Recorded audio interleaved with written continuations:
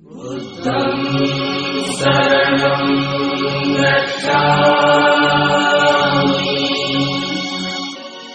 धम्मं शरणं गच्छामि संघं शरणं गच्छामि।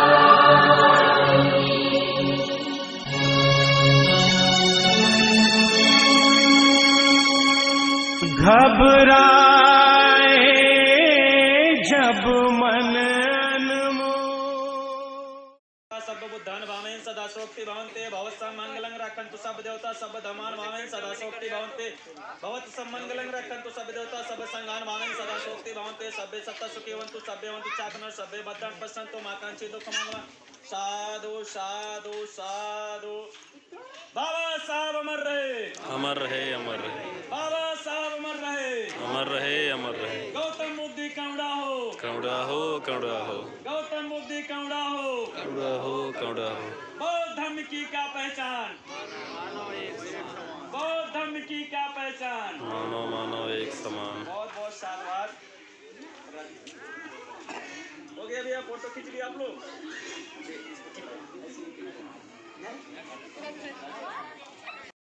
थोड़ी सी बात मैं और आपको बताऊंगा। अभी माता जी यहाँ हम कुछ बता रहे थे आप लोगों को।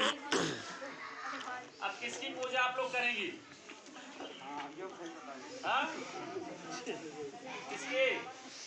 चढ़ती उतरती वाली माँ को, जो आपको जन्म दी है, उस माँ की पूजा करिएगा। जिन्होंने आपको जन्म दिया है, उस सासुर की पूजा करिएगा, जिन्होंने आपको बहू बनाकर अपने घर में रहने की इजाजत दी है। और उसके साथ साथ ये सब कुछ जिसकी वजह से मिला है, बाबा साहेब और तथागत बुद्ध के विचारों पर चलने का काम करिएगा। तभी आपका भला होगा, आपका कल्याण होगा। अन्यथा थोड़ा सा शांत रहिए, शांत। ये आप लोग विशेष ध्यान दीजिए, तभी आपका कल्याण होगा, अन्यथा कल्याण नहीं होगा। यहाँ पे हमारे अधिकारी भी लोग बैठे हुए हैं और सभी प्रकार के यहाँ लोग बैठे हैं। बहुत महत्वपूर्ण बात है, इसको आप लोग ध्यान दीजिएगा और आप भी सुनिएगा और आप भी सब लोग सुनिएगा। ये बताइए, अगर किसी को डॉक्टर बनना है तो किसकी पढ़ाई करनी चाहिए?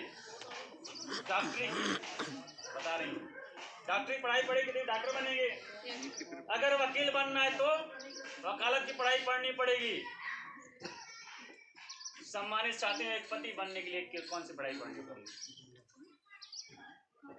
अगर आपको डीएम बनना है, परीक्षा पास कर लेंगे, उसके बाद भी आपको 6 महीने 1 साल की ट्रेनिंग देना पड़ता है, उसके बाद आपको डीएम की पोस्ट मिलती है। ठीक उसी प्रकार आपको पति और पत्नी बनने के लिए कौन सी ट्रेनिंग दी जाती है? दी जाती है? नहीं दी जाती है, जिसकी वजह से परिवार बढ़िया से नहीं चल पाता है। तो यहाँ पर कन्या के पिताजी भी हैं, वर के भी गार्जियन हैं। हम आप लोगों से विशेष निवेदन करते हैं कि आज के बाद अपने बच्चों को ये ट्रेनिंग देने का काम शुरू कर दीजिए। आप अपनी बेटी को बताइए कि बेटी आज तुम्हारे रिश्ता में कंफर्म करके आया हूँ और कुछ दिन बाद शादी हो जाएगी।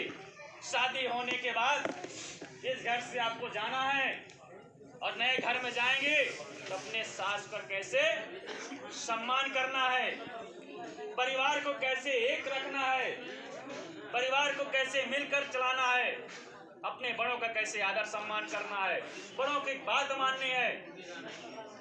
ये सभी ट्रेनिंग आप अपनी लड़की को, पुत्री को देने का काम कीजिए। और ये ट्रेनिंग अपने बच्चों को आप देंगे, लड़के को, कि अगर आपकी शादी हो रही है तो अपनी बेटी, अपने जो पत्नी आएगी, अपनी पत्नी को कैसे सम्मान करना है।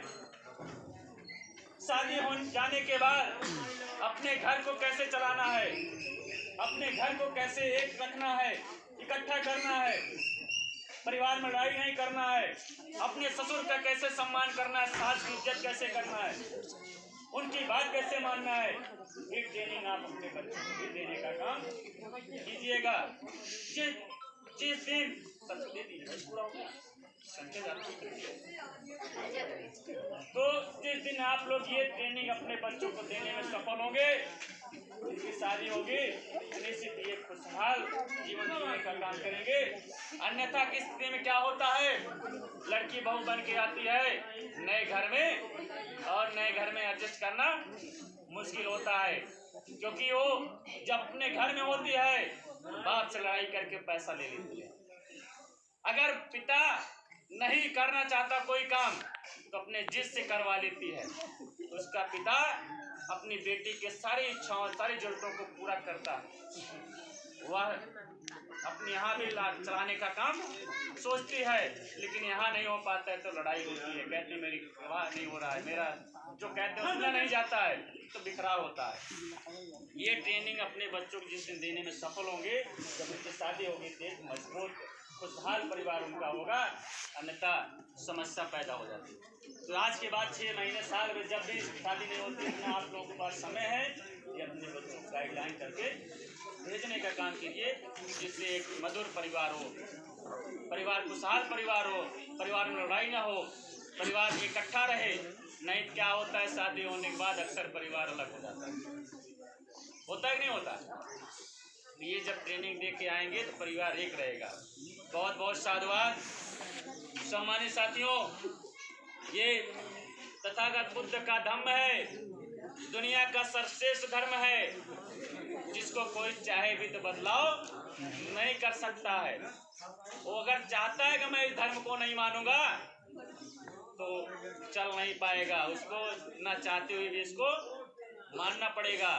विश्व में, पूरे विश्व में 197 देश बुद्ध धर्म के अनुसार चल रहा है, बुद्ध के मार्ग चल रहा है। इस देश का भी प्रधानमंत्री है, वह भी विदेशों में जाता है, दुनिया को कहता है मैं दुनिया को बुद्ध दिया हूँ, मैं युद्ध नहीं चाहता हूँ। और इस उत्तर प्रदेश का मुख्यमंत्री भी, जो अभी श्री राम के उद्घाटन किया मंदिर का, वो भी श्री राम की प्रतिमा भेंट नहीं देता है। किसकी देता है, आप लोग देखे भी होंगे, तथागत बुद्ध की।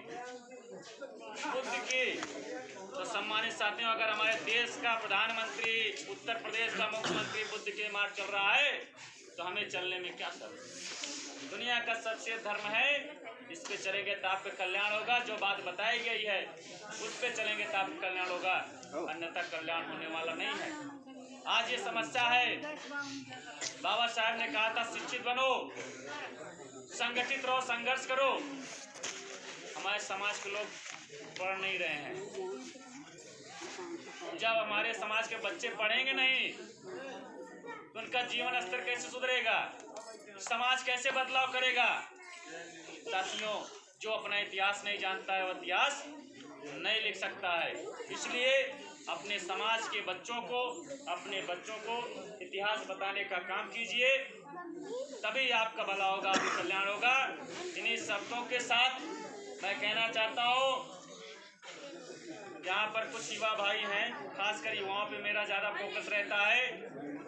मैं देखता हूँ, गांव में जाता हूँ कि युवा जो हैं खास करके नशे में लिप्त हैं। सबसे ज़्यादा गांव में हमारे समाज के खास करके बच्चे या तो ताश खेलते हैं या तो जुआ शराब पीते हैं, जुआ खेलते हैं। इनसे विशेष निवेदन है कि जिसकी आप प्रतिमा देख रहे हो, भैया थोड़ी देर के साथ मेरी बस 5 मिनट, जिसकी प्रतिमा देख रहे हो, जिनके आगे हम आप कुछ नहीं हैं। राजा के लड़के थे, लेकिन इन्होंने अपनी युवा अवस्था 29 साल को अपने घर बार छोड़ दिया और कहा जिस ओर संघर्षों की साए में असली आज़ादी पलती है, जिस ओर जमाना चलता है उस ओर, जिस ओर जमाने चलती उस ओर जमाना चलता है, उस ओर जमाना चलता है। ये आपकी युवा पीढ़ी, आने वाले समय में आप गार्जियन हैं, आप एक गार्जियन बनेंगे। अगर आप अपने जीवन सही दिशा में लाएंगे तो आपकी आने वाली पीढ़ी सही दिशा में जाएगी। इसलिए यहाँ पे कुछ भाई लोग भी बैठे होंगे, सोच रहे होंगे, बोलते रहे कुछ होने वाला नहीं है। मैं उनको कहना चाहता हूँ कि सोच को बदल दो, सितारे बदल जाएंगे। सोच को बदलो तो सितारे बदल जाएंगे, नजर को बदलो तो नजारे बदल जाएंगे। यदि बदलने वाले उतर जाएं इस जमी पर, इस जमी की क्या औकात, आसमान बदल जाएंगे, आसमान बदल जाएंगे। बाबा साहब का बदल के दिखाइए। आपके कमर से झाड़ू, गले से हाड़ी हटा हटा दिए। जिस तालाब में कुत्ता बिल्ली पानी पीता था उस तालाब में आपको पानी पीने का अधिकार नहीं था। एक जानवर से बेकार जीवन जीने मजबूर थे। बाबा साहेब आपको सब कुछ दे के चले गए। हमें इनके विचारों पर चलना चाहिए। बस एक शब्द कहूँगा, कर सको तो अपनी बाड़ी में वो हुनर पैदा करो, कर सको तो अपनी बाड़ी में वो हुनर पैदा करो। रुख हवाओं का बदल दे, बाअसर पैदा करो। चाहते हो इसी तरीके से मान सम्मान सम्मान की जिंदगी, अपने बच्चों को बालिका कर हर घर में एक एक अम्बेडकर पैदा करो, एक एक अम्बेडकर पैदा करो सम्मानित साथियों। तब जाके सुधरेगा समाज आने वाले समय में, नहीं तो आप कोई अम्बेडकर आने वाला नहीं है। एक बार सब कुछ मिल गया, लेकिन आने वाला समय बहुत दर्दनाक है। आपकी ना तो स्वास्थ्य सुविधा मिल पा रही है, ना तो नौकरी मिल पा रही है, ना तो शिक्षा मिल पा रही है, सब खतरे में। अभी भी वक्त है, सुधर जाइए, जाग जाइए, आपका कल्याण होगा। इन्हीं शब्दों के साथ मैं अपनी बात को विराम देता हूँ। यहाँ पे जितने लोग आए हैं, आप लोग ये पुष्प रखा हुआ है, एक एक करके आएंगे, दोनों हाथ से तथागत बुद्ध और बाबा साहेब को पुष्पांजलि अर्पित करेंगे, इनको कृतज्ञता व्यक्त करेंगे। इनकी वजह से आज आपको मान सम्मान मिल रहा है। और तो और एक एक करके आइए और पुष्पांजलि अर्पित करेंगे। और खास करके जो कि ये व्यवस्था आगे बढ़ाने के लिए